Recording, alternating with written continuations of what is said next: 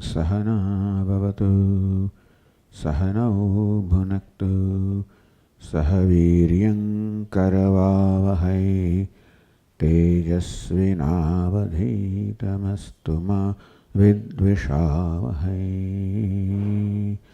ॐ शान्ति शान्ति शान्तिः। ॐ पूर्णमदः पूर्णमिदं पूर्णात् पूर्णमुदच्यते पूर्णस्य पूर्णमादाय पूर्णमेवावशिष्यते। ॐ शान्ति शान्ति शान्तिः। श्रुतिस्मृतिपुराणानाम् आलयं करुणालयं नमामि भगवत्पादं शङ्करं लोकशङ्करं शङ्करं शङ्कराचार्यं केशवं बादरायणं सूत्रभाष्यकृतौ वन्दे भगवन्तौ पुनः पुनः। ईश्वरो गुरुरात्मेति मूर्तिभेदविभागिने व्योमवद्व्याप्तदेहाय दक्षिणामूर्तये नमः।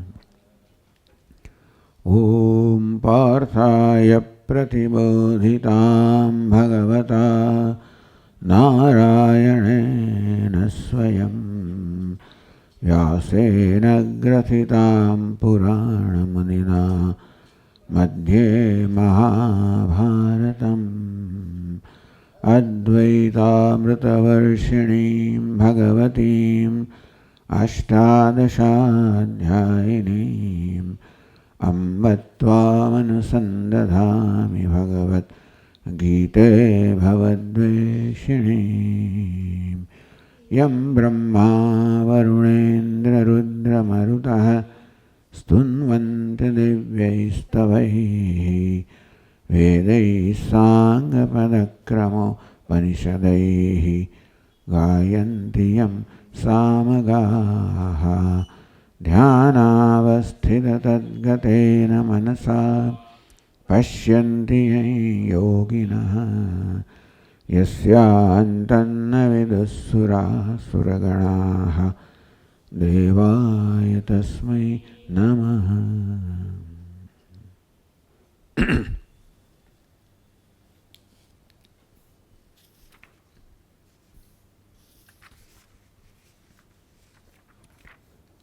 क्लेशोऽधिकतरस्तेषाम्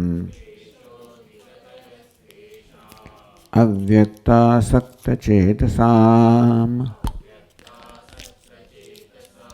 अव्यक्ता हि गतिर्दुःखम् देहवद्भिर्वाप्यते ये तु सर्वाणि कर्माणि मयि सन्न्यस्य मत्पराः अनन्येनैव योगेन मां ध्यायन्त उपासते।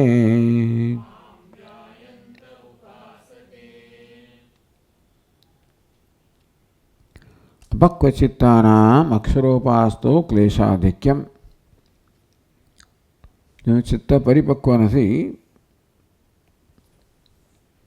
जो पर्याप्त मात्रम अंतःकरण शुद्धि નથી, तेमने अक्षर उपासतो अक्षरनी निर्विशेषनी उपासनामां क्लेशाधिक्यम अधिक क्लेश હોય છે। સુજારા ભગવાન કહે છે क्लेश अधिकतरस्तेषाम् अव्यक्तासक्तचेतसाम्। अव्यक्तासक्तचेत अधिकतरः क्लेशः। यद्यपि व्यक्तस्य उपासकानामपि भगवान के मानो व्यक्त स्वरूप છે એની ઉપાસના કરનારા માટે પણ मत्कर्मकृत मत्परमः मद्भक्तः संगवर्जितः आ બધું એ ભગવાનના સગુણ રૂપની ઉપાસના છે।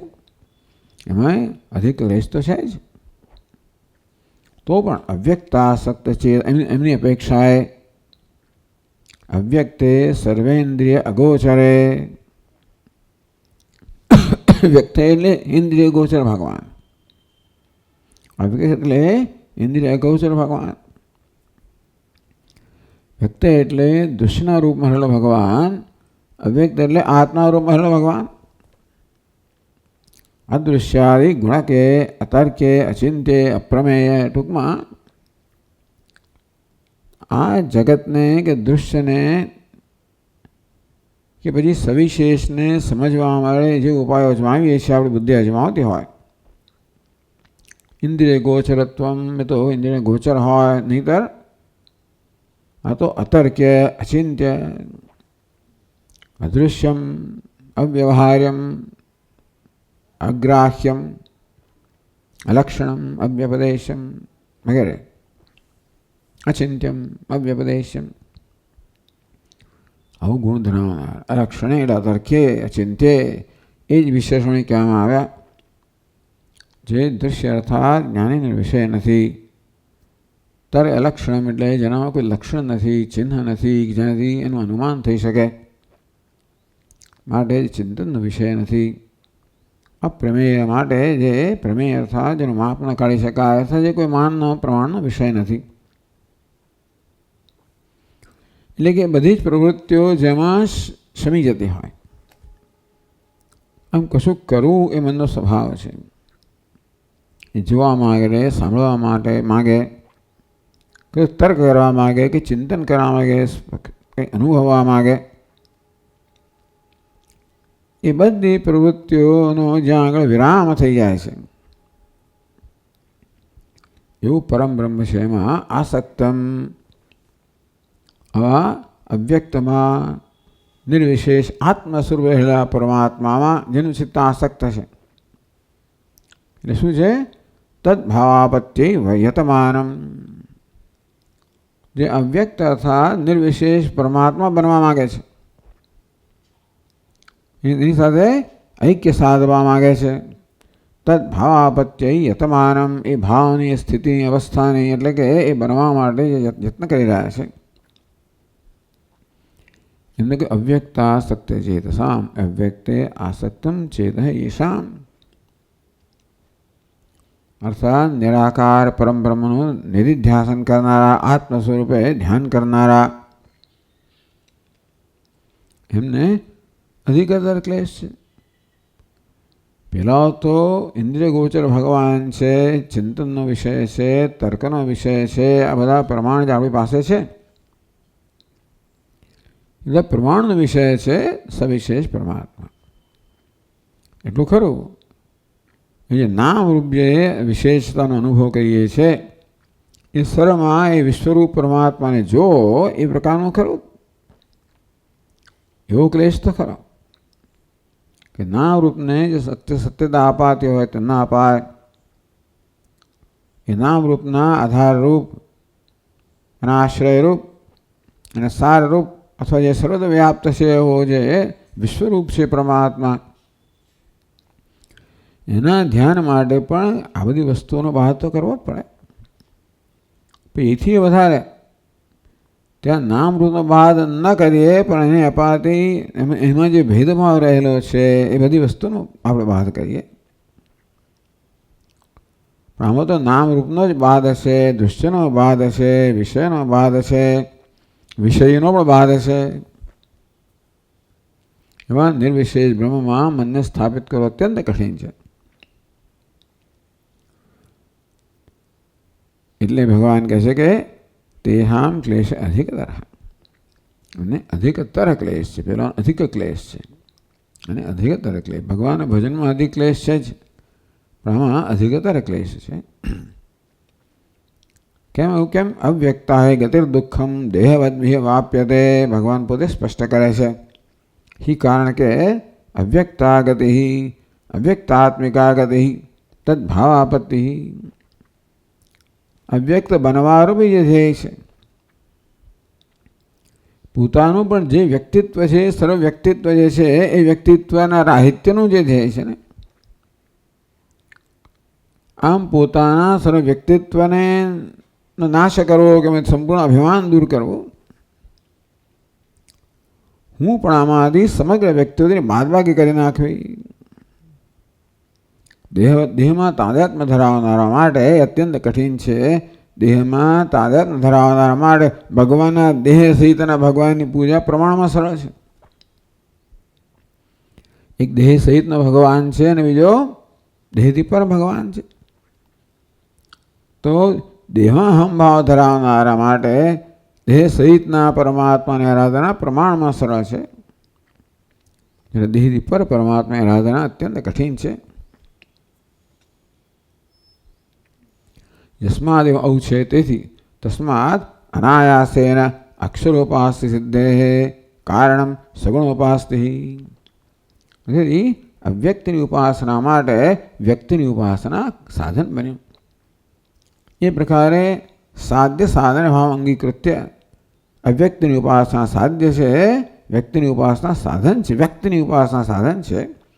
અંગીકૃત ભગવાન એ ભાવ અંગીકાર કરે છે.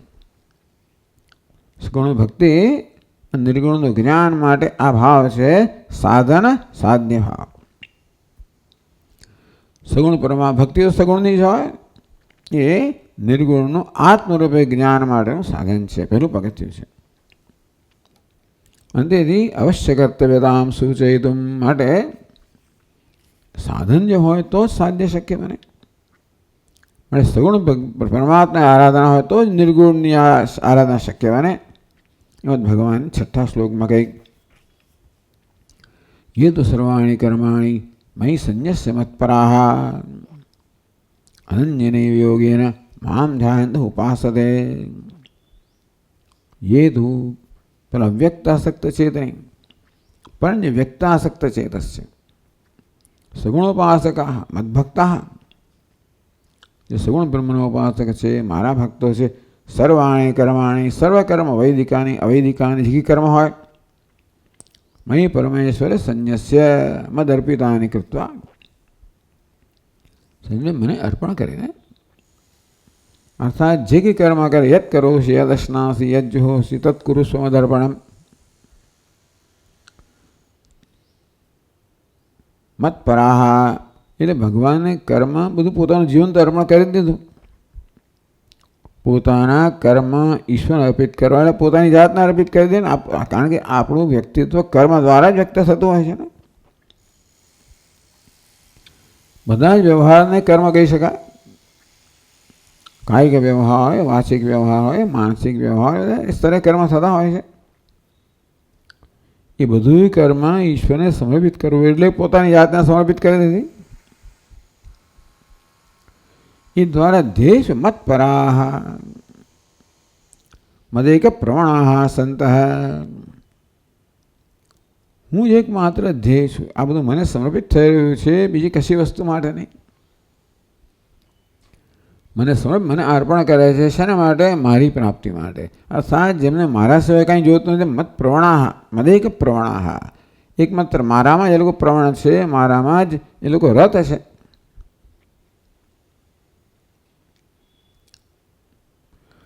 એટલે મત પરહાનો એક અર્થ સરળ કર્યો. હું જેને પરમ છું, પરમ ધ્યેય છું, મને જે લોકો સમર્પિત છે, મને ધ્યેય તરીકે સ્વીકારેલો છે, તેથી જેનું ચિત્ત મારામાં જ રમણ કરે છે. અથવા મત પરહ બીજો અર્થ કર્યો. અહમેવ વિશ્રુઃ પરમાત્મા પરહ સ્વસ્માદ અન્ય. ટૂંકમાં પરહ એટલે અન્ય, મત પર એટલે જે કંઈ પર છે, અન્ય છે. મત એટલે પરમાત્મા જ છે. અહમેવ પરઃ સ્વસ્માદ અન્ય શ્રોતવ્ય, દ્રષ્ટવ્ય, સ્પષ્ટવ્ય. જ્ઞાનેન્દ્રિયો જે વિષય હોય કે કોઈ પણ પ્રકારનો વિષય હોય, જ્ઞાતવ્ય, મંતવ્ય. જ્ઞાનેન્દ્રિયોનો, કર્મેન્દ્રિયોનો, મનનો, બુદ્ધિનો જે કંઈ વિષય છે, અર્થાત જે કશાનો અનુભવ થાય છે, એ પરમાત્મા છે.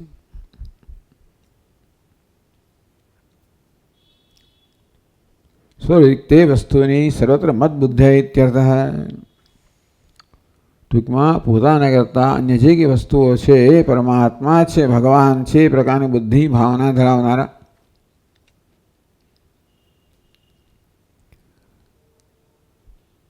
તેથી અનન્યેનૈવ યોગેન અનન્યે ન વિદ્યતે અન્યત મદ વ્યતિરિક્તમ બુદ્ધિ આલંબનમ અનન્ય. ટૂંકમાં ચિંતન માટે, ધ્યાન માટે મારા સિવાય બીજું કોઈ આલંબન નથી. ભગવાન કહે વિશ્વરૂપ પરમાત્મા સિવાય ધ્યાન માટે બીજું કોઈ આલંબન નથી. મદ વિરિક્તમ બુદ્ધિ આલંબનમ યત્ર નાસ્તિ. એને અનન્ય યોગ કહેવામાં આવ્યો. ન વિદ્યતે અન્યત ઇતિ અનન્યમ. મારા કરતાં અન્ય જેના માટે કંઈ છે જ નહીં. મદ વ્યતિરિક્તમ બુદ્ધિ માટે ભગવાનથી અન્ય કોઈ આલંબન જ નથી. બુદ્ધિ જે કંઈ વિચારતી હોય, જે કંઈ સમજતી હોય, જોતી હોય, બધા ભગવાન જ છે. અનન્ય યોગથી છેવટે જે સમાધિમાં પરિણામે, સગુણ બ્રહ્મની સમાધિમાં પરિણામે વિશ્વરૂપ સર્વાત્મા પરમાત્માનું ધ્યાન કરતાં કરતાં ઉપાસના કરે છે. મદાકાર વૃત્યા સદા મામયો ભજંતી. સદા સગુણ બ્રહ્માકારને વૃત્તિ સતત જાળવી રાખે છે. એ પ્રકારે મારું ભજન કરે છે. મામ ધ્યાયંત ઉપાસતે. આગળ વધીએ 628 પાન પર 7મા શ્લોકથી. એવમ સગુણોપાસ્ત્યા શુદ્ધાત્મનામ અક્ષરોપાસ્તે તત્ફલ પ્રાપ્તિ છે સુલભાય સૂચયિતમ. આ પ્રકારે સગુણોપાસ્ત્યા શુદ્ધાત્મનામ, સગુણ બ્રહ્મની ઉપાસનાને કારણે, આરાધનાને કારણે, સેવાને કારણે, પૂજાને કારણે, ધ્યાનને કારણે શુદ્ધાત્મનામ જેનું અંતઃકરણ અત્યંત શુદ્ધ થયું છે. અક્ષરોપાસથી તલફળ પ્રાપ્તિ છે સુલભાયતી. નડે અક્ષર પરમાત્માની ઉપાસના કે ફળની પ્રાપ્તિ પણ સુલભ છે એવું ભગવાન સૂચન કરવા માંગે છે. ઉપાસના થાય તો ફળ મળે. તેથી નિર્વિશેષ પરમાત્માની ઉપાસના અને એનું ફળ પ્રાપ્ત કરવું પણ સરળ છે, જેણે એ માટેની પરિપક્વતા પ્રાપ્ત કરી છે. કશું કરવું હોય અને ફળ મેળવવું હોય તો પછી એ માટેની અધિકારીત્વ જોઈએ, પરિપક્વતા જોઈએ. તો ભગવાનની અવ્યક્તની નિર્વિશેષની આરાધનાનું આત્મરૂપે એની આરાધના થાય અને તો જ્ઞાનરૂપમાં આરાધના થાય, આત્મરૂપે ચિંતન કે ધ્યાન થાય તો એનું ફળ તો મોક્ષ જ છે. એ માટેની પરિપક્વતા કેમ પ્રાપ્ત થાય? તો કે સગુણ બ્રહ્મની આરાધનાથી એ માટેની પરિપક્વતા પ્રાપ્ત થાય. તો પછી આરાધના કરવી કે ફળની પ્રાપ્તિ કરવી એ સરળ સુલભ છે એ સૂચન કરવા માટે સગુણોપાસ્તિનું ફળ કહે છે. એટલે આ પ્રકારે સગુણની ઉપાસના દ્વારા કેવી રીતે નિર્ગુણ પરમાત્માનું જ્ઞાન થાય છે એ વાત ભગવાન કહી રહ્યા છે આ 7મા શ્લોકમાં, 7મા શ્લોકમાં. કે આ પ્રકારે યેદુ સર્વાણી કર્માણી મયી સંન્યસ્ય મત્પરાહ. બધા જ કર્મ મને સમર્પિત કરીને મને જ માત્ર ધ્યેય રૂપે રાખીને અનન્યેનૈવ યોગેન મામ ધ્યાયંત. અનન્ય યોગથી મારું જ ધ્યાન કરતાં કરતાં મારી ઉપાસના કરે છે, મારું સતત ચિંતન કરે છે, મારા આકારની વૃત્તિ ધરાવી રાખે છે. એ દ્વારા જેમણે પરિપક્વતા પ્રાપ્ત એના માટે હું કેવી રીતે એમને નિર્વિશેષ કે નિર્ગુણ બ્રહ્મની અવ્યક્તનીય કેવી રીતે એમને પ્રાપ્તિ થાય છે એ વાત ભગવાન 7મા શ્લોકમાં કહે કે કેવી રીતે સગુણ બ્રહ્મની આરાધના દ્વારા નિર્ગુણ બ્રહ્મની પ્રાપ્તિ થાય છે. એ રીતે 7મા શ્લોકમાં કહે છે તેષામહં સમુદ્ધર્તા મૃત્યુ સંસાર સાગરાદ ભવામિ ન ચિરાત પાર્થ મય્યાવેશિત ચેતસામ.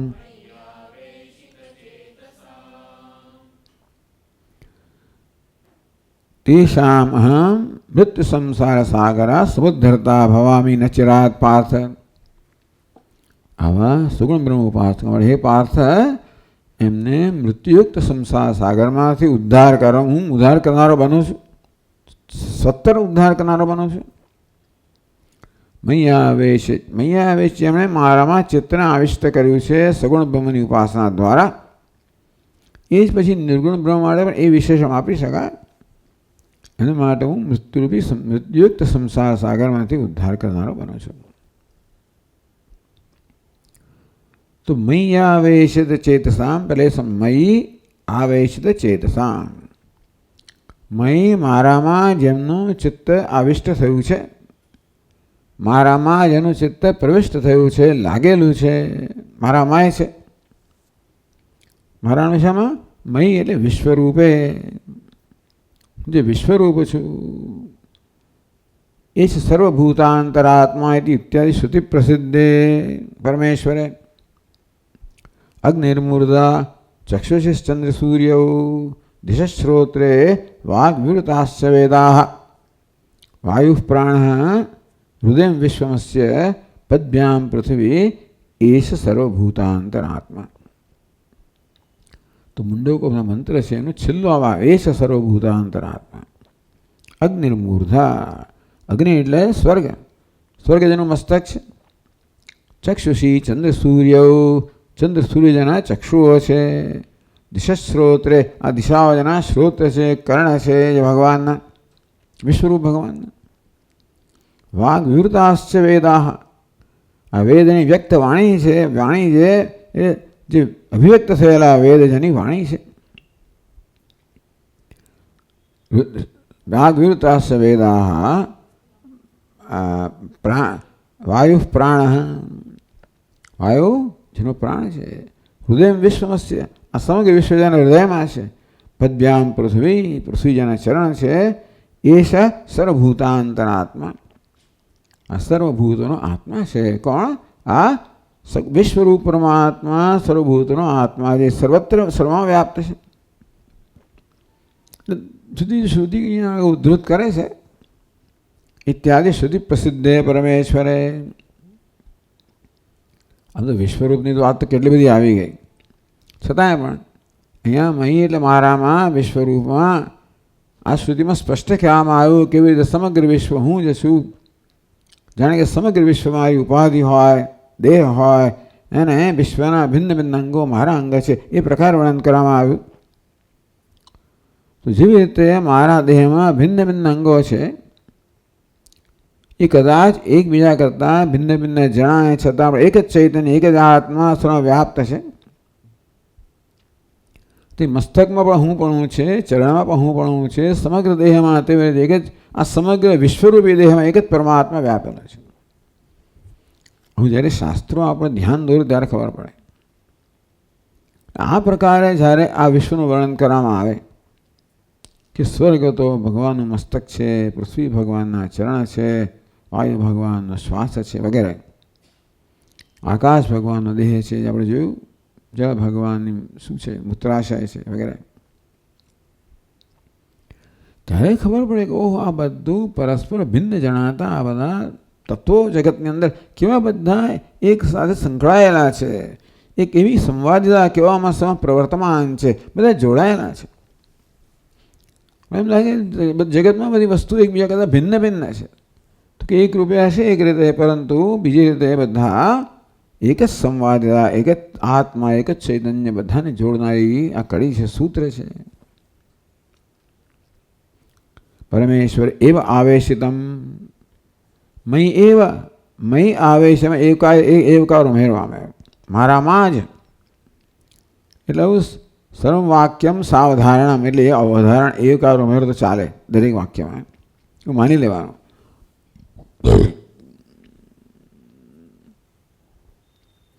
મય એવ આવેશિતમ ચેત યેષામ તે, મય આવેશ ચેતસઃ. તો સર્વમ બ્રહ્મ એવેતિ ભાવનાયામ એવ, આ ભક્તિ છે એટલે ભાવના. ટૂંકમાં સર્વમ બ્રહ્મ એવ, આ સર્વ બ્રહ્મ છે, સમગ્ર જગત જે છે નામ રૂપાત્મક બ્રહ્મ છે જે પર વર્ણન કરવામાં આવ્યું. અર્થાત વિશ્વરૂપ પરમાત્મા આ સમગ્ર જગત અભિવ્યક્ત થઈ રહ્યો છે. અંતે એક જ ચૈતન્ય, એક જ બ્રહ્મ આ સર્વ છે. એની ભાવનાયામ, સ્થાપિતમ ચેતો યેષામ. આવી ભાવના જે કંઈ છે એ સર્વ પરમાત્મા છે, એની ભાવના છે. દર્શન ન પણ હોય તો પણ એની ભાવના છે. ચેતો યેષામ, આવું જેનું ચિત્ત આ પ્રકારની ભાવનામાં સદા સ્થાપિત છે. તેષામ સર્વદા સર્વથા મામેવ ભજતામ. સર્વદા સર્વકાળે સર્વથા સર્વ રીતે મામેવ ભજતામ, મારું જ ભજન. કારણ કે સર્વ બ્રહ્મ જ છે. એની ભાવના શું છે કે જે કંઈ છે એ સર્વ બ્રહ્મ છે. અને જે કર્મ કરી રહ્યો હોવ એ બ્રહ્મ પરમાત્મા જ કરી રહ્યો છે. આમ મન વચન કર્મથી જે કંઈ થઈ રહ્યું છે એ બધું પરમાત્મા માટે જ થઈ રહ્યું છે. એ પ્રકારની ભાવના સતત જાળવી રાખે અને તેથી મારું જ ભજન કરનાર. સર્વકાળે સર્વ અવસ્થામાં, જેને કારણે મદ ભજન સંપ્રાપ્ત સત્વશુદ્ધિના. આ પ્રકારના મારા ભજન એટલે આ પ્રકારની ભાવના, મનમાં આ પ્રકારની ભાવના જળવાઈ રહે. આ કર્મયોગની ભાવના જે છે ઈશ્વરને સમર્પિત કરવું. કર્મ એટલે કે ઈશ્વર બુદ્ધિ હોય તો સમર્પિત થાય. આપણું કર્મ ઈશ્વરને ક્યારે સમર્પિત થાય? જેને માટે કર્મ કરવામાં આવે છે ઈશ્વર છે એ પ્રકારની ભાવના હોય તો એ કર્મ ઈશ્વરને સમર્પિત થાય. ટૂંકમાં ભાવનાથી જ સમર્પિત થાય. સર્વદા સર્વદા મામેવ ભજતામ મદ ભજનેન સંપ્રાપ્ત સત્વશુદ્ધિનામ. આ પ્રકારની ભાવના જાળવ. આ પ્રકારનું ભજન સર્વ ઈશ્વર છે એ પ્રકારની ભાવના, એનામાં ભજન. એ ભાવનાને કારણે બીજી બધી જે ભાવનાઓ હોય તો ધીમે ધીમે પ્રાધાન્ય આવતા આવતા બીજી ભાવનાઓ દૂર થતી જાય. આમ અંતઃકરણ શુદ્ધ થતું જાય. હવે પણ કદાચ મલિન જળ હોય શુદ્ધ જળમાં ભેળવીએ એટલે એ પણ શુદ્ધ થઈ જાય. તો પરમાત્માની શુદ્ધ રૂપી નદીમાં આપણું મન જે છે એને જેમ જેમ આપણે મેળવીએ તેમ શુદ્ધ થતું જ જાય. મદ ભજનેન સંપ્રાપ્ત સત્વશુદ્ધિના. મારા ભજનથી જેમણે સત્વશુદ્ધિ પ્રાપ્ત કરી છે.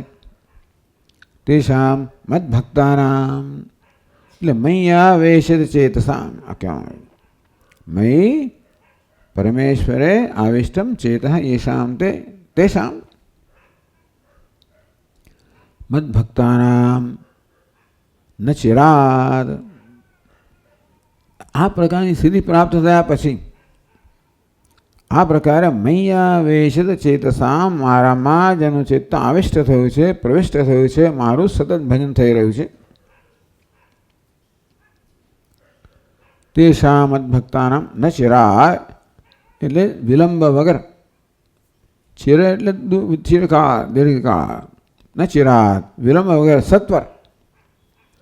શીઘ્રમ મદુપાસ્યા સમ્યક ચિત્ત શુદ્ધિ ઉત્પત્તિ ઉત્તર ક્ષણે. તરત જ એટલે તરત. મદુપાસ્યા સમ્યક ચિત્ત શુદ્ધિ ઉત્પત્તિ ઉત્તર ક્ષણે. મારી ઉપાસનાથી જે ચિત્ત શુદ્ધિ થાય એ થઈ એટલે તરત જ. એટલે આ ઉપાસના સંપ્રાપ્ત સત્વશુદ્ધિના. જેમણે આ પ્રકારની ભાવનાથી ચિત્તની શુદ્ધિ પ્રાપ્ત કરી છે એ ચિત્તની શુદ્ધિ તો આગંતુક છે. આમે પણ રાગદ્વેષ કહો, મલિનતા કહો, એ ચિત્તનો સ્વભાવ નથી. એ જળની અંદર કચરો આવી ગયો હોય એ શુદ્ધ થઈ શકે. તેવી રીતે આ બધો કચરો આવ્યો છે બહારથી અને તેથી ચિત્તનો સ્વભાવ તો સત્વ છે. એટલે ભગવાનનો આ પ્રકારની ભાવનાથી એ રજોગુણ તમોગુણ છે દૂર થવા જ માંડે કે એ સ્વભાવ નથી. સમ્યક ચિત્ત શુદ્ધિ ઉત્પત્તિ ઉત્તર ક્ષણે એવ, તરત જ ચિત્તની સારી રીતે શુદ્ધિ થઈ એ તરત જ. એટલે અહીંયા ટીકાકાર છે 10મા અધ્યાયના શ્લોકો ઉદ્ધૃત કરે છે. તેષામ સતતયુક્તાનામ ભજતામ પ્રીતિપૂર્વકમ દદામિ બુદ્ધિયોગમ તમ યેન મામ ઉપયાન્તિ તે. તેષામ એવાનુકંપાર્થ અહમ અજ્ઞાનજમ તમઃ નાશામ્યાત્ભાવસ્થ જ્ઞાનદીપેન ભાસ ઇતિ ઉક્ત પ્રકારેણ. તેષામ સતતયુક્તાનામ, જે મારામાં સતત જોડાયેલા છે. મચ્ચિત્તા મદગત પ્રાણા બોધયંતઃ પરસ્પરમ કથયંત સ્વામ નિત્યમ તુષ્યંતિ જન્માસ્ની છે. આ પ્રકારે સતત જે મારામાં યુક્ત છે, જોડાયેલા છે, મારામાં છે. ભજન પણ કેમ ભજરામ પ્રીતિપૂર્વકમ, માત્ર ઈશ્વર પ્રત્યેના પ્રેમથી પ્રેરાયને જ મચ્ચિત્તા એ લોકો ભગવાનનું ચિંતન કરે છે. મદગત પ્રાણ પોતાના પ્રાણ કે ઇન્દ્રિયો ભગવાનને સોંપેલી છે. પરસ્પર મારો જ બોધ કરનારા છે, મારી જ કથા કરનારા છે, સતત મારામાં જ ચિત્ત જોડાયેલું છે, સતત યોગતાના. આ બધું માત્ર ઈશ્વરના પ્રેમથી પ્રેરાઈને જ થઈ રહ્યું છે. દદામી બુદ્ધિયોગમ યેન મામ ઉપયાંતે તે, તેનો બુદ્ધિયોગ પ્રદાન કરું છું. યેન બુદ્ધિયોગ તે મામ ઉપયાંતિ, એ લોકો મને આત્મરૂપે પ્રાપ્ત કરે છે, ભગવાન કહે છે. તો કેવી રીતે કઈ પ્રક્રિયામાં થાય છે? એ મને આત્મરૂપે હું બુદ્ધિયોગ પ્રદાન કરું છું, તો એમનું ભજન અને બુદ્ધિયોગ પ્રદાન કરવાની મધ્યમાં શું વ્યાપાર થાય છે? તેષામ એવા અનુકંપાસમ, એમના પ્રત્યે અનુકંપાથી પ્રેરાયને આત્મભાવસ્થ, એમના આત્મભાવમાં અંતઃકરણમાં આત્મરૂપે રહેલો હું દૂર તો નથી. ભલે એ લોકો કદાચ ભગવાનનું અન્ય રૂપે મત પરાહા, હું અન્ય છું, જે કે અન્ય છે ભગવાન છે પ્રકારે ભલે સગુણ બ્રહ્મની એ પ્રકારે ઉપાસના કરતા હોય, ભગવાનની આરાધનામાં એ પ્રકારનો ભલે થોડોક અંતર હોય, પણ છેવટે હું તો એમનો આત્મા જ છું ને. એક બહુ મહત્વની વસ્તુ છે. સગુણ નિર્ગુણ દ્વૈત અદ્વૈત ગમે તે રીતે કરો. અરે પથ્થરની પૂજા એની કરવી એનું છે, ભગવાન એક જ છે. પહોંચશે ક્યાં? અગત્યની વસ્તુ છે કયા પ્રકારની ભાવના મારા મનમાં છે. બસ નથી માનતો કે આ બધી જાતની ટેકનિકાલીનો ભગવાન પડતો હોય કે શું માને છે, હું છે શું ને ફલાણો છું ને ઢીકણો છું ને. અરે આ બધી પ્રક્રિયાઓ છે શેના માટે? આપણા ચિત્તને કોઈક રીતે ચિત્તમાં ભગવાનની ભાવના છે એ જાળવી રાખવા માટે, ઉત્તર જાગૃત કરવા માટે, જાળવી રાખવા માટે, ગમે તે હોય અને ગમે તે સંપ્રદાય હોય. અહીં તો ભગવાન કે એ પ્રકાર મૈયા આવેશ ચેતસામ, એનું ચિત્ત મારામાં આવેશ થયું છે. જે કોઈ પ્રક્રિયાથી થયું હોય, ભલે મૂર્તિ પૂજા કરતો હોય, પૂજનમ જપ ચિંતન જે કરતો હોય તે આત્મભાવસ્થા. કારણ છેવટે હું આમના આત્મરૂપે જ રહેલો છું. હું આમ અજ્ઞાનને કારણે હું જાણે કે છુપાઈ ગયેલો હોઉં, જાણે કે વ્યક્ત નથી. હું જોઉં છું કે મને જ વરેલો છે અને મારા છેવા કંઈ જોઈતું નથી. આ વસ્તુ મહત્વની છે. પોતાની ભાવના કઈ રીતે વ્યક્ત કરે છે મહત્વ નથી. કયા આકારમાં કયા રૂપમાં આ ભાવના વ્યક્ત થાય એ મહત્વ નથી. એ ભાવના કઈ છે? ભજતામ પ્રીતિપૂર્વક, મારો જ પ્રેમ, હવે મારા વિશેનો જે ખ્યાલ હોય તે ખરો. કારણ કે એના મનમાં એ ઈશ્વર છે માટે ઈશ્વરનું પૂજન કરે છે ને. માટે આ રીતે ઈશ્વરનું પૂજન જે રીતે થતું હોય, જે સમજથી થતું હોય, આત્મભાવસ્થ ભગવાન કે એમના આત્મરૂપેલો હું તેષામ એવા અનુકંપા, એના પ્રત્યે અનુકંપાથી પ્રેરાયને હું દૂર કેટલો છું? અજ્ઞાન જન્મ તમઃ, અજ્ઞાન જન્મ તમસ છે અંધકાર, એ જ મારી નમની વચ્ચે અંતર છે. છેવટે તો કોઈની વચ્ચે તો ભગવાન હું એ દૂર કરું છું. તો નાશ્યામી જ્ઞાનદીપેન ભાસ્વતા, હું એકદમ જ્વલંત જ્ઞાનદીપ ત્યાં પ્રકાશિત કરું છું અને એ રીતે એમના અંધકારનો નાશ કરું છું. જ્ઞાનદીપ અંધકારનો હું નાશ કરું છું. યુક્ત પ્રકારેણ અહમ પરમે, એટલે અનુકંપાથી પ્રેરાય.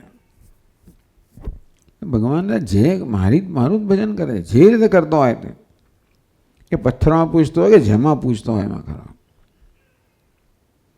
ભગવાન કે આની ભાવના શું છે? માત્ર મને જ ઈચ્છે છે. હું ક્યાં દૂર છું? એનો આત્મા જ છું. માત્ર અજ્ઞાન રૂપી અંધકાર એટલું જ એક અંતર છે ને. કદાચ એ દ્વૈત ભાવથી આરાધના કરે છે અને માટે અજ્ઞાનનું અંતર પૂરેપૂરું દૂર ના થાય, પણ લગભગ થઈ ગયું છે. જ્યારે સમ્યક ચિત્ત શુદ્ધિ એટલે કે સાત્વિકતા અત્યંત પ્રાપ્ત થઈ એટલે અંતર ખાસ રહ્યું જ નથી, તો જે કંઈ બાકીનું અંતર ભગવાન હું દૂર કરી દઉં છું. અહમ પરમેશ્વર સમ્યક દર્શન લક્ષણ જ્ઞાન યોગમ દત્વા, હું જ પરમેશ્વરના આત્મરૂપે રહેલો છું. એ જ્ઞાન યોગ સમ્યક દર્શન લક્ષણ તેષામ એટલે કે દદામી બુદ્ધિ યોગમ તમ યે નમામ ઉપયાંતે તે, હું એ બુદ્ધિ યોગ જેવું આપું પ્રદાન કરું છું જેથી એ લોકો મને પ્રાપ્ત કરે છે. અર્થાત હું અદ્વિતીયતાનું જ્ઞાન પ્રદાન કરું છું. અહમ પરમેશ્વર સમ્યક દર્શન લક્ષણ જ્ઞાન યોગમ દત્વા, જ્ઞાન પ્રદાન કરું છું. જ્ઞાનદીપેન ભાસ્વતા, જ્ઞાનદીપેન અજ્ઞાન ધ્વાંત વિધ્વંસનમ ચ કૃત્વા, જ્ઞાન યોગ પ્રદાન કરું એટલે જ્ઞાનરૂપી દીપકથી અજ્ઞાનરૂપી અંધકારનો નાશ કરીને સમ્યક નિર્ગુણ બ્રહ્મનિષ્ઠામ સંપાદ્ય ઇત્યર્થ. એટલે આ શ્લોક દ્વારા કહેવામાં આવ્યું કે સગુણ બ્રહ્મની ઉપાસના કરનાર પણ છેવટે એ જ ફળ પ્રાપ્ત કરે છે જે નિર્ગુણ બ્રહ્મની ઉપાસના કરનારા છે, એવું આગળ કહેવામાં આવ્યું.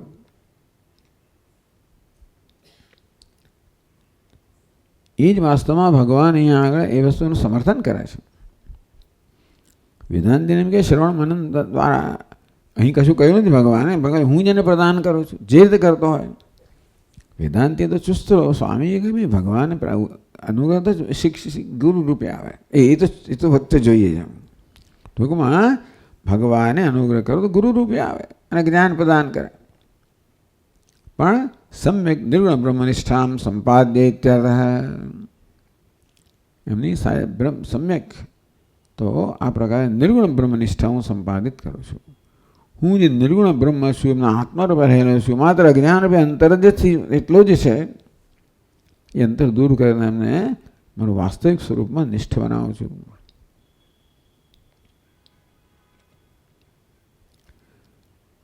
મૃત્યુ સંસાર સાગરાત સમુદ્ધરતા ભવામી, મૃત્યુ સંસાર સાગરમાંથી સમુદ્ધરતા સારી રીતે ઉદ્ધાર કરનારો બનું છું, એમનો ઉદ્ધાર કરું છું. મૃત્યુ સંસાર સાગર એટલે શું? તો મૃત્યુ શબ્દનો અર્થ કરે છે મ્રિયંતે પુનઃ પુનઃ પ્રાણીનો યસ્માત સહ મૃત્યુ, મ્રિયંતે યસ્માત સહ મૃત્યુ એવો અર્થ કર્યો. તો જેનાથી પ્રાણીઓ મરે છે, જેને કારણે પ્રાણીઓ મરે છે એમના મૃત્યુ. પુનઃ પુનઃ મ્રિયંતે વારંવાર મરે છે, અર્થાત મૃત્યુની પરંપરાને પ્રાપ્ત કરે છે, એનું નામ મૃત્યુ. અજ્ઞાન એટલે દેહનું મૃત્યુ નહીં, એ તો એકવાર મૃત્યુ કરાવે. આ કેવું છે? પુનઃ પુનઃ વારંવાર જેને કારણે આ જીવાત્મા મૃત્યુ પામે છે. શું છે? અજ્ઞાન. ટૂંકમાં જ્યાં સુધી અજ્ઞાન ન જાય ત્યાં સુધી આ સંસાર તો કે આ અશ્વત્થ વૃક્ષ છે એ કેવું રહે છે હંમેશા, એટલે એનો અંત જ નથી આવતો. એટલા માટે જાણે કે નિત્ય હોય એવું તો લાગે. પ્રાહ અવ્યયમ, અશ્વત્થ વૃક્ષ અવ્યય છે, સંસાર વૃક્ષ અવ્યય છે, જાણે કે. તે અહીંયા ભગવાન સાગરની ઉપમા આપે છે. મૃત્યુ સંસાર સાગરાદ, મૃત્યુ એટલે અજ્ઞાન. સર્વ અનર્થ કારણમ, બધા પ્રકારના અનર્થનું, દુઃખનું, શોકનું, સંતાપનું કારણ એને મૃત્યુ કહેવામાં આવ્યું. માત્ર આ દેહના મૃત્યુનું મૃત્યુ નહીં, પરંતુ જે વારંવાર મૃત્યુ માટે જવાબદાર છે. અને કયું મૃત્યુ? જે સર્વ અનર્થનું કારણ છે એ પ્રકારનું જીવન, એ તો એ પ્રકારનું મૃત્યુ કોણ પ્રાપ્ત કરાવે? અજ્ઞાન. તેની યુક્ત અજ્ઞાન યુક્ત આ સંસાર છે. એટલે શું? તત્કાર્યભૂત અજ્ઞાનના પરિણામરૂપ સંસાર. કોને સંસાર કહેવાય? અહમમાં બહુ સ્પષ્ટતાથી સમજાવે છે. અહમ મમ ઇત્યાદિ પ્રવૃત્તિ લક્ષણ સંસાર. માત્ર દેહ સંસાર નથી, આ જગત સંસાર છે એમ નથી, પરંતુ અહમ મમ ઇત્યાદિ પ્રવૃત્તિ લક્ષણ સંસાર. હું ને મારું એ પ્રકારની પ્રવૃત્તિનું લક્ષણ છે, નામ સંસાર. સંસાર કોને કહેવાય? અહમ અને મમ, હું અને મારું એ પ્રકારની પ્રવૃત્તિથી લક્ષિત પ્રવૃત્તિ જેમાં છે એ પ્રકારનો સંસાર. એટલે કે અહમ મમ, જેમાં સંકળાયેલું સતત એ પ્રકારનું જીવન કહે સંસાર કહ્યું. અહમ મમને સંસાર કહ્યો. બસ. પછી અહમ મમ ઇત્યાદિ અહંકાર હોય, મમકાર હોય, રાગ દ્વેષ હોય, અભિનિવેશ હોય, આ બધું ખરું. તો કારણ કે આ બધું અજ્ઞાનનું કાર્ય છે. અહંકાર જે છે, ઉપાધિમાં અહમ ભાવ છે, અજ્ઞાનનું કાર્ય છે. ઉપાધિમાં અહમ ભાવ આવે એટલે ઉપાધિ સંકળાયેલા મમ ભાવ આવે. અને તેથી અહંકારનો ઉપકારક હોય એનો રાગ જન્મે. એટલે અહંકાર હું જે ઉપકારક માનું છું, અહંકાર એનો રાગ જન્મે. હું જેને અહંકારનો અપકારક માનું મને દ્વેષ જન્મે. અને વળી પાછી આ દેહ માટે એટલી આસક્તિ જન્મે કે મૃત્યુ માટે મહાન ભય જન્મે. આ બધું થાય જ, અજ્ઞાન આ બધું કરાવડાવે. અને માટે એને સંસાર કહેવામાં આવે. આ પ્રકારની પ્રવૃત્તિ લક્ષણ. બધી પ્રવૃત્તિઓ આનાથી પ્રેરાયેલી હોય. અહંકારથી, મમકારથી, રાગથી, દ્વેષથી, અભિનિવેશથી પ્રેરાયેલી પ્રવૃત્તિનું નામ સંસાર. માત્ર પ્રવૃત્તિ નહીં. એ પ્રવૃત્તિ અહમ અહમ મમ રાગ દ્વેષ અભિનિવેશ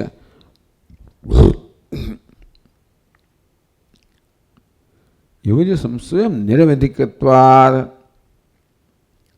જ્યાં સુધી અજ્ઞાન છે ત્યાં સુધી આ વસ્તુનો અંત આવવાનો નથી. અહંકાર મમકારમાં કશું ખોટું હોય એવું મને કંઈ કલ્પના જ ના આવે. માણસ જે પ્રકારે જીવન જીવે છે એમાં આવું તો હોય જ ને. બધાને હોય, બધાને છે. બધાને અહંકાર છે, મમકાર છે, રાગ દ્વેષ છે. એ જ વસ્તુ, બસ એ જ જીવન છે ને. સાંપ્રાય પ્રતિભાતિ વાલમ પ્રમાદ્યંતમ વિત્ત મોહેન મૂઢમ. આ સિવાય કશું અયમ લોક હિથી, આ સિવાય કશું હોય છે એવી કલ્પના શુદ્ધ નથી આવતી.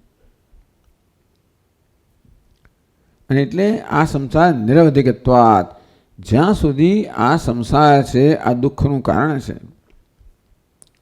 ટૂંકમાં જીવનમાં મને અહંકાર મમકાર રાગ દ્વેષ અભિનિવેશ દુઃખ આપી રહ્યા છે. હું માનું છું કે જગત દુઃખ આપી રહ્યું હોય, દુઃખના કારણે બીજા માનવામાં આવે છે. દુઃખનું કારણ હું નથી ને બીજા નથી. અહંકાર મમકાર રાગ દ્વેષ આ બધા દુઃખનું કારણ છે. અને એ દુઃખનું કારણ છે કોઈ જાણતું જ નથી, સમજતું જ નથી ને. બધા હંમેશા અન્ય પર આરોપ કરે છે. શેનો?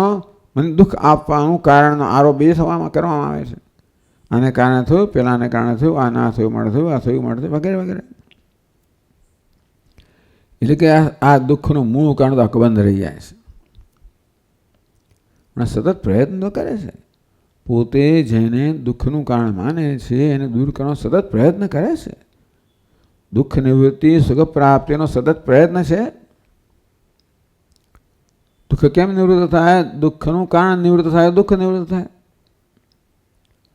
સુખ કેમ પ્રાપ્ત થાય? સુખનું કારણ પ્રાપ્ત થાય, સુખ પ્રાપ્ત થાય.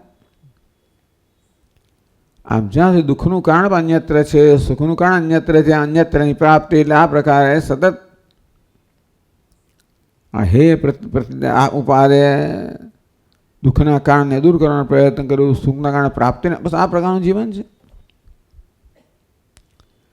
આમાં કશું ખોટું હોય માણસ શું જાય છે નહીં. એટલે સાંપ્રાય પ્રતિભાતિ બાલમ. અને માટે નિરવધિકત્વાદ. અવધિ જ નથી, અંત જ નથી. એ તો કંઈ બહુ કે ભગવાનની મહાન કૃપા થઈ જાય, પૂર્વના કેટલા પુણ્ય પાક્યા હોય ત્યારે ખબર પડે કે આ દુઃખનું કારણ છે. ઘણા વર્ષો સુધી શ્રવણ કર્યા છતાં એ દુઃખનું કારણ મગજમાં બેઠતું નથી હોતું. એ દુઃખ શોક જેને બહાર જ જોતા હોઈએ છીએ, કોણ જવાબદાર છે? એવી મનને એવા સંસ્કાર પડી ગયા છે.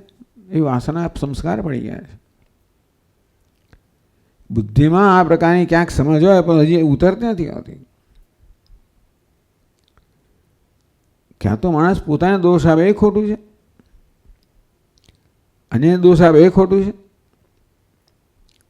અજ્ઞાન દોષ છે, અજ્ઞાન જન્મેલો અહંકાર, મમકાર, રાગ, દ્વેષ આ બધા દુઃખના કારણ છે. એવું મગજમાં જો દ્રઢ બેસી જાય ને તો પછી એનો માર્ગ એકદમ નિશ્ચિત થઈ જાય. પણ નિરવધિકત્વાત આ વસ્તુ મગજમાં બેસતી નથી અને તેથી એ દૂર થતી નથી. એક બીજા રૂપમાં આવ્યા જ કરે છે કે એને દૂર કરવાનો પ્રયત્ન કરતો નથી ને. હું જેને દુઃખનું કારણ માનું છું એવી કઈ વસ્તુને દૂર કરવાનો પ્રયત્ન કરું છું. એ કરનાર ભાઈ હું અહંકાર મમકાર તો ખરો જ. હું જેને સુખનું કારણ માનું તેને પ્રાપ્ત કરવાનો પ્રયત્ન કરું રાગ દ્વેષ તો ખરો જ.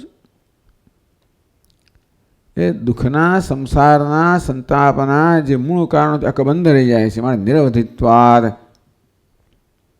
અને સાગર કેમ કે મૃત્યુ સંસાર સાગરાત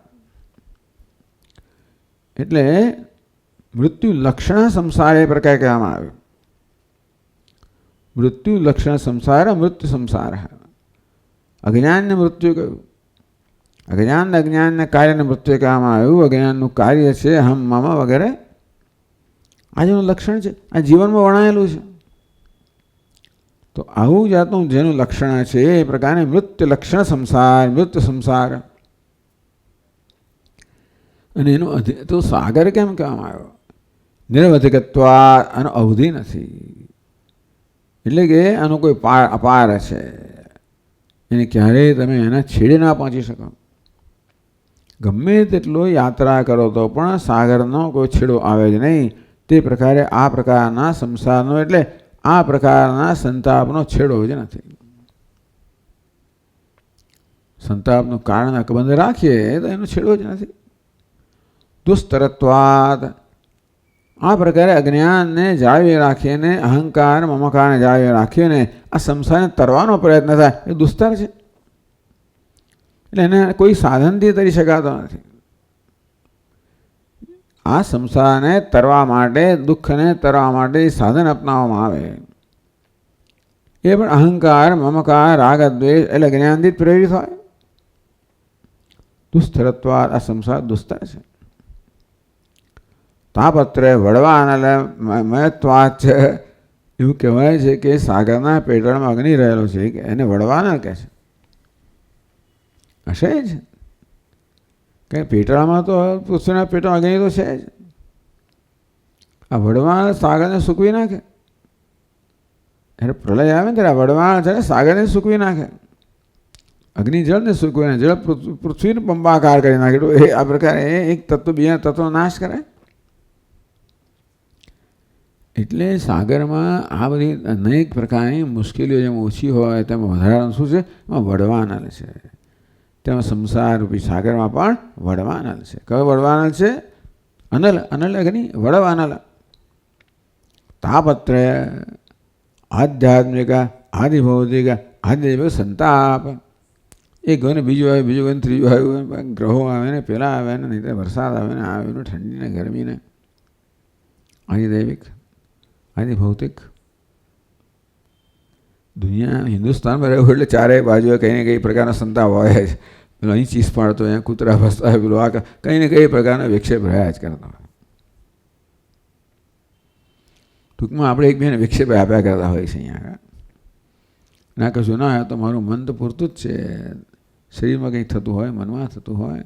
આમ આધ્યાત્મિક આદિદૈવિક આદિભૌતિક એવી રીતે તાપત્ર આ વડવાન અગ્નિ કહેવામાં આવ્યો.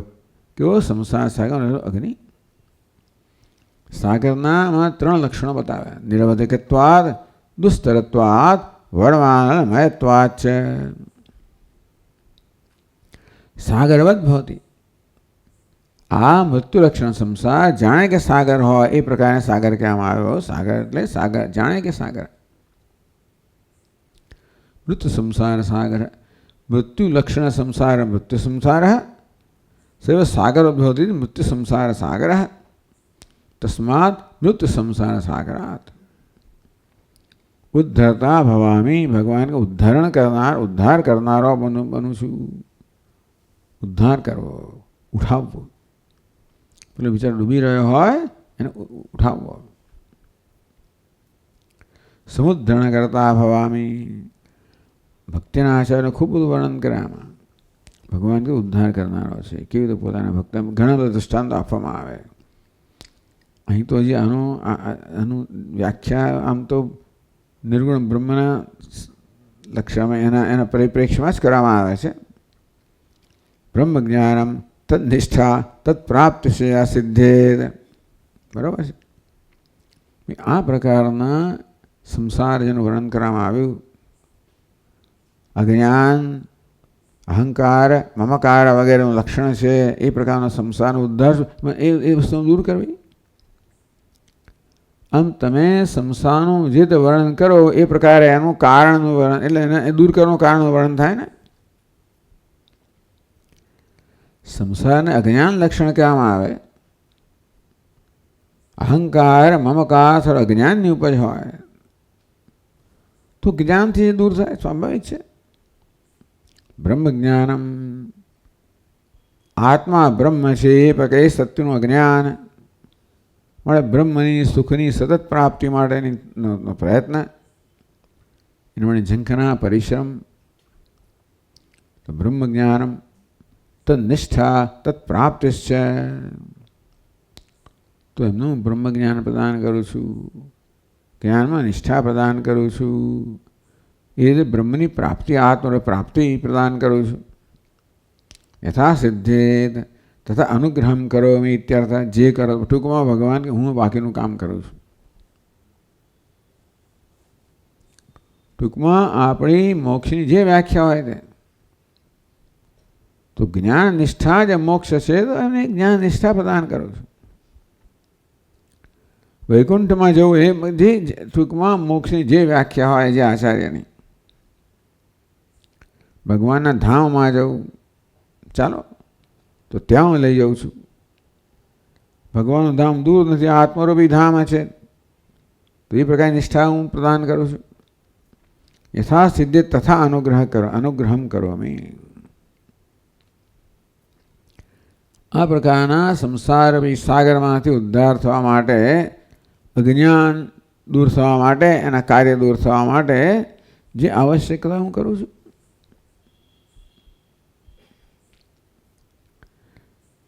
એટલે અહીં એ વસ્તુની બહુ વિસ્તાર નથી કરતા.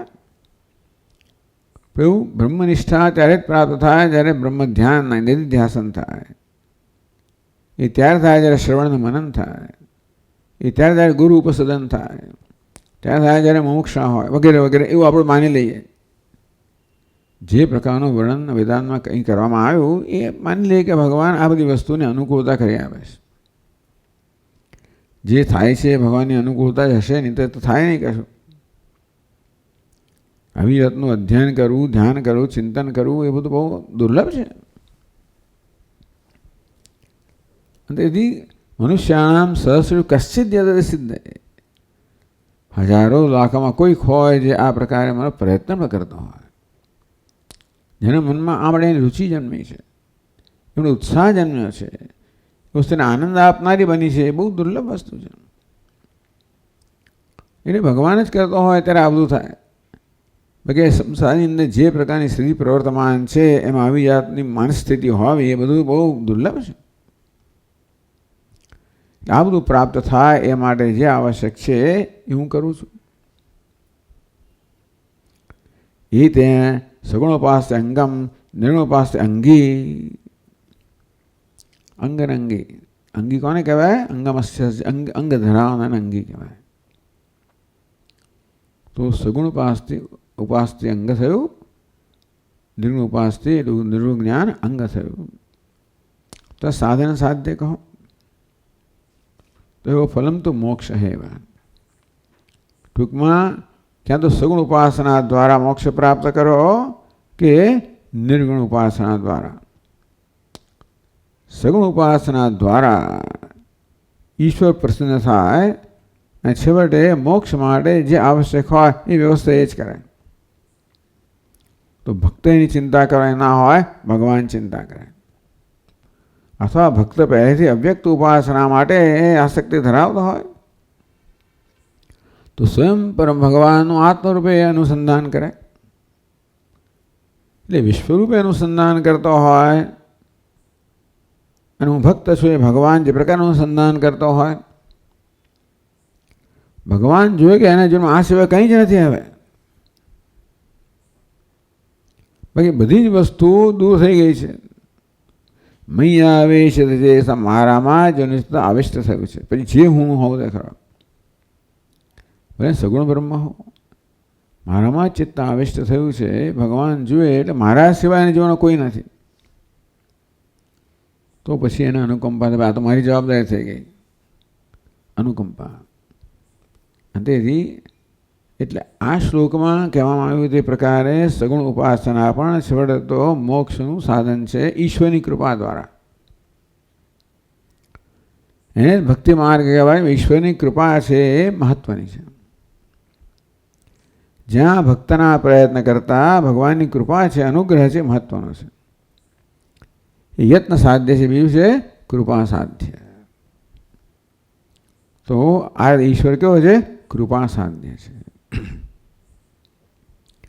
એ તેને સગુણોપાસ્તે અંગમ, નિર્ગુણોપાસ્તે અંગી, તો ફલમ તો મોક્ષ એવા. સગુણ ઉપાસથી રૂપે અંગ દ્વારા નિર્ગુણ ઉપાસના અંગીને પ્રાપ્ત કરવા દ્વારા મોક્ષ પ્રાપ્ત કરવો. મત પ્રસાદ એકલભ્ય સૂચિતમ ભવતી. અને તેથી એનું ફળ, બંનેનું ફળ તો મોક્ષ જ છે. અને માત્ર મારા પ્રસાદથી, મારા અનુગ્રહથી જ પ્રાપ્ત થાય છે, એવું આ શ્લોક દ્વારા સૂચિત કરવામાં આવ્યું. ઓમ ઓમ પૂર્ણમદ પૂર્ણમિદમ પૂર્ણાત પૂર્ણમુદચ્યતે પૂર્ણસ્ય પૂર્ણમાદાય પૂર્ણમેવાવશિષ્યતે. ઓમ શાંતિ શાંતિ શાંતિ. શંકરમ શંકરાચાર્યમ કેશવમ બાદરાયણમ સૂત્રભાષ્યકૃતૌ વંદે ભગવन्तૌ પુનઃ પુનઃ. ઈશ્વરો ગુરુરાત્મેતિ મૂર્તિભેદવિભાગિને વ્યોમવદ્વ્યાપ્તદેહાય દક્ષિણામૂર્તયે નમઃ. ઓમ શાંતિ શાંતિ શાંતિ. હરિ ઓમ. શ્રી ગુરુભ્યો નમઃ. હરિ ઓમ.